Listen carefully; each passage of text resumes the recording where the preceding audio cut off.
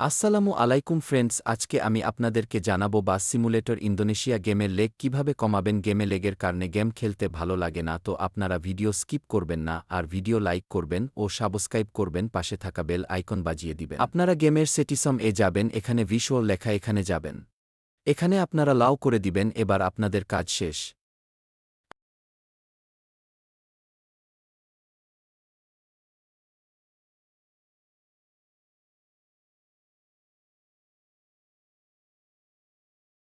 আপনারা দেখতে পারছেন যে আমার লেগ দিচ্ছে না, তো আজকের ভিডিও এই পর্যন্ত। আসসালামু আলাইকুম।